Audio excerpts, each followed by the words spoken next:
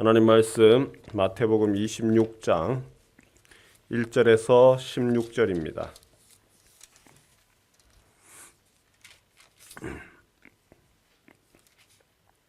마태복음 26장 1절에서 16절 말씀입니다.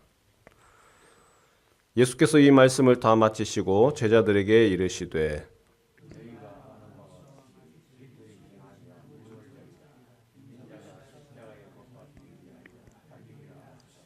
그때에 대제사장들과 백성의 장로들이 가야바라 하는 대제사장의 관정에 모여 말하기를 밀란이 날까 하노니 명절에는 하지 말자 하더라. 한 여자가 매우 귀한 향유 한 옥합을 가지고 나와서 식사하시는 예수의 머리에 부으니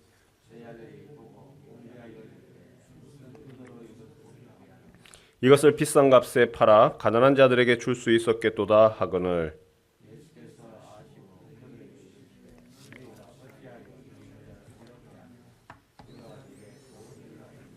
가난한 자들은 항상 너희와 함께 있거니와 나는 항상 함께 있지 아니하리라.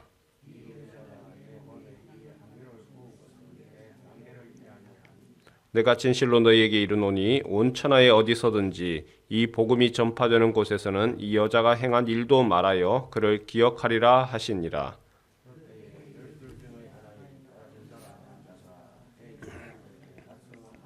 내가 예수를 너희에게 넘겨주리니 얼마나 주려느냐 하니 그들이 은 30을 달아주거늘 그가 그때부터 예수를 넘겨줄 기회를 찾더라. 아멘. 우리는 성경이라고 얘기를 하면 거룩한 책이고 하늘의 언어로 기록된 책이고 그래서 성경 안에는 참 사랑과 평화 그리고 은혜가 가득한 책이라고 그렇게 미루어 짐작을 하죠. 교회라고 하면 그 교회 그래도 천사들이 모인 곳이고 분열이 없고 갈등이 없고 그리고 다툼과 싸움 없는 그러한 천국 같은 그런 교회들을 기대하고 꿈꾸고 생각합니다. 하지만 현실은 어떤가요? 성경을 펼쳐보면 온갖 인간사가 갖가지 모습이 다 들어있습니다.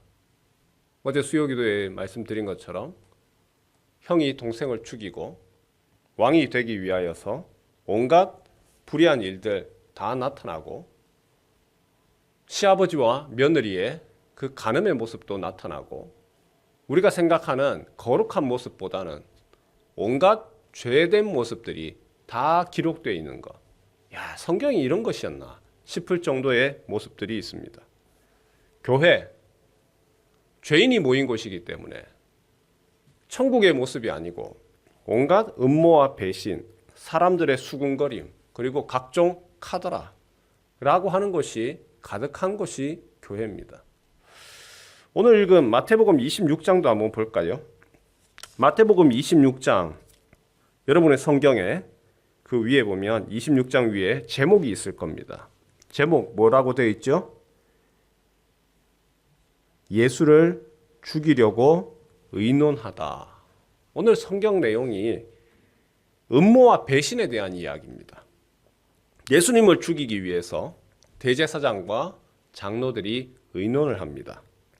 음모를 꾸밉니다. 그것도 가장 비참하고 비열하게 제자를 이용해서 선생을 잡는 그러한 방식을 사용을 합니다. 먼저 1절에서 5절 말씀을 보니까 예수님 제자들과 대화를 하시죠. 유월절을 이틀 앞두고 예수님이 제자들에게 말씀하신 핵심 내용이 이겁니다. 인자가 내가 십자가에 못 박히기 위해서 곧 팔리리라. 예수님은 대제사장과 백성의 장로들이 예수님을 잡아 죽이려고 하는 그 계획 아셨습니다. 음모도 아시고 온갖 배신도 가득함을 아셨습니다. 십자가의 길은 주님 바라보면서 나아가는 길이기도 하지만 또한 뒤로는 배신과 음모가 가득한 길임을 우리 주님도 아셨습니다. 3년 동안이나 함께 동거동락하며 함께했던 제자들이 여전히 변하지 않는 그 모습 때문에 마음 아파하고 안타까워하셨습니다. 6절에서 13절 말씀을 보면 예수님이 베다니 나병 환자 시몬의 집에 머무르실 때에 한 여자가 매우 귀한 향유 옥합을 가지고 예수님의 머리에 붓지요. 제자들이 그 모습을 보고 분노합니다. 무슨 의도로 이것을 허비하느냐. 이것을 비싼 값에 팔아 가난한 자들에게 줄 수 있었겠도다. 겉으로 보면 참 정직해 보이지 않습니까? 그 귀한 것을 팔아서 가난한 사람들을 위해서 사용하면 얼마나 좋겠느냐. 그런데 속은 다르지요. 이 말을 한 사람이 누구냐? 바로 가룟 유다입니다. 요한복음 12장 6절에 이렇게 얘기했어요. 이렇게 말하면 가난한 자들을 생각함이 아니요. 그는 도둑이라. 돈꾀를 맞고 거기 넣는 것을 훔쳐감이리라. 가룟 유다가 다른 속에 꿍꿍이 속이 있죠. 그리고서는 가난한 자들한테 팔아서 가난한 자들을 위하지라고 말하고는 그리고는 그가 그 다음에 어디로 달려가느냐? 대제사장에게 달려갔습니다. 우리 14절에서 16절 같이 한번 읽을까요? 시작. 그때에 12 중에 하나인 가룟 유다라 하는 자가 대제사장들에게 가서 말하되 내가 예수를 너희에게 넘겨주리니 얼마나 주려느냐 하니 그들이 은 30을 달아주거늘 그가 그때부터 예수를 넘겨줄 기회를 찾더라. 예수님 얼마나 속상하셨겠습니까? 얼마나 기가 막혔겠습니까? 제자들이라고 있기는 하지만 선생인 예수님의 마음은 몰라줍니다.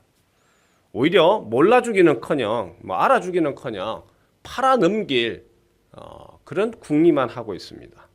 하나님의 뜻을 이루기 위해서 이 땅에 오셨고 십자가를 향하여서 죽음을 향해 나아가고 있지만 예수님 뒤편에는 온갖 음모와 그리고 배신이 가득한 것을 보면서 예수님 어떤 마음이었을까? 내가 이들을 위해서 죽어야 하는가? 그런 고민하지 않았을까요? 해외에 있는 선교사들을 위해서 우리가 기도를 하지요.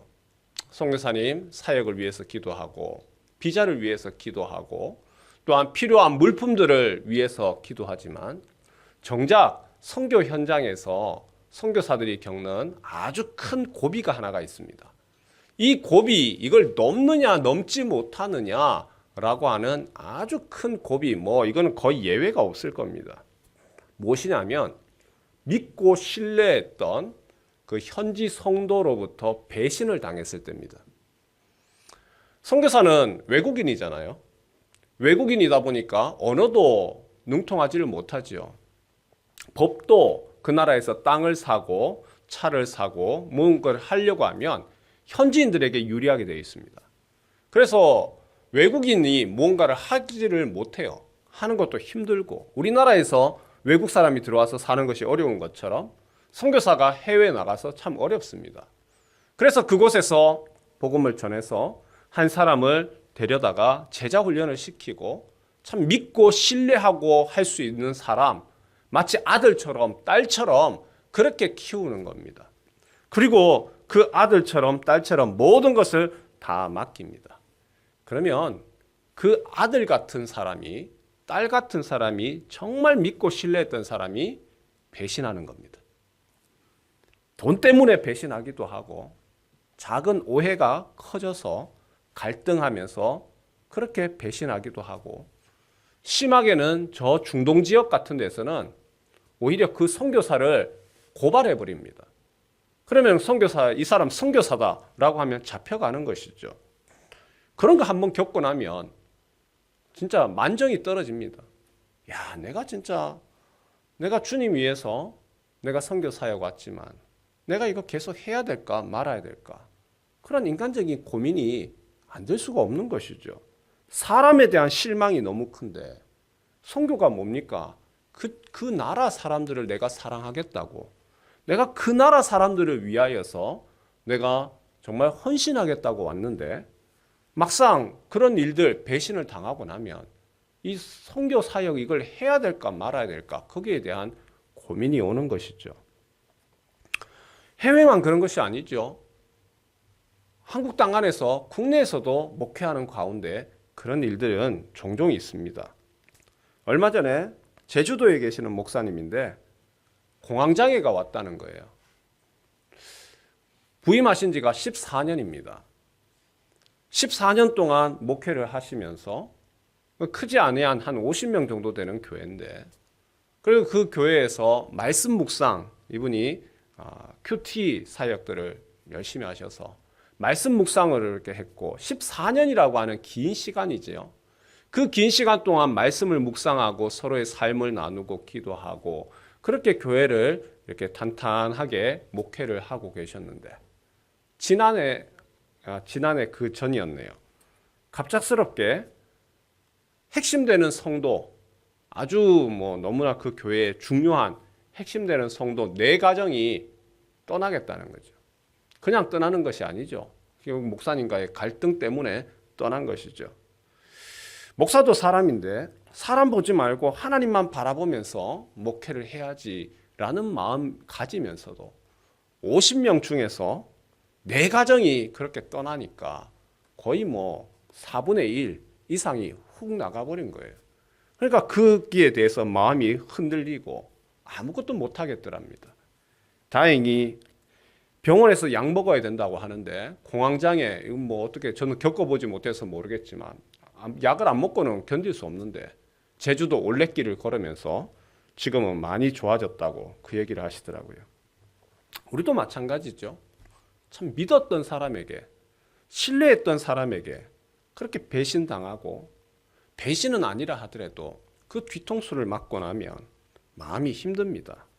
직장에서, 가정에서, 자녀들에게, 아내에게, 남편에게, 믿고 신뢰하던 친구에게.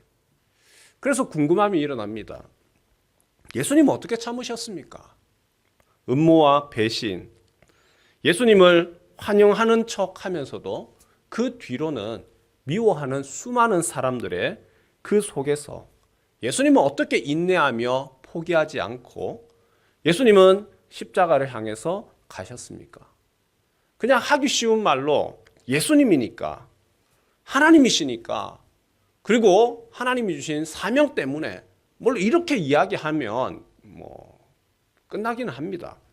하지만 오늘 우리가 읽은 성경에 보니까 예수님이 그 길을 가는 과정 가운데 또한 그 길을 걸을 수 있도록 예수님에게 힘이 되어주고 기쁨이 되어주고 위로가 되었던 한 부분들도 있더라는 것이죠. 바로 헌신의 꽃 때문에, 남자들도 아니고 당시에 인정받지 못했던 여인, 그 여인의 헌신 때문에 예수님을 향해서 자신이 가지고 있는 가장 귀한 향유를 들여서 머리에 붓고, 그리고 그 감사와 사랑을 표현하는 그 헌신했던 사람이 있었기 때문에, 그 따뜻한 환대와 그리고 사랑의 표현이 있었기 때문에 예수님은 그래서 그 여인의 그 헌신과 그 여인의 했던 행동에 대해서 칭찬하고 귀히 여기셨죠. 마태복음 26장 13절 말씀, 이 여자가 내 몸에 이 향유를 부은 것은 내 장례를 위하여 함이니라.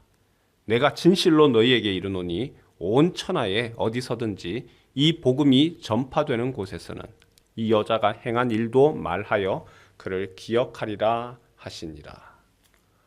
엄마가 힘들게 10달 동안 그 고통스러워하면서, 그리고 출산의 아픔 겪어가면서 아이를 출산했죠. 너무너무 힘들지만, 그러나 출산 이후에 괴로움, 그 고통 한 번에 날려주는 것은 다른 것이 아니라 그 아기의 너무나 예쁜 눈망울과 그리고 웃는 얼굴, 그 모습으로 인하여서 그 힘든 시간들 보상받는 것처럼 오늘 우리에게도 마찬가지죠.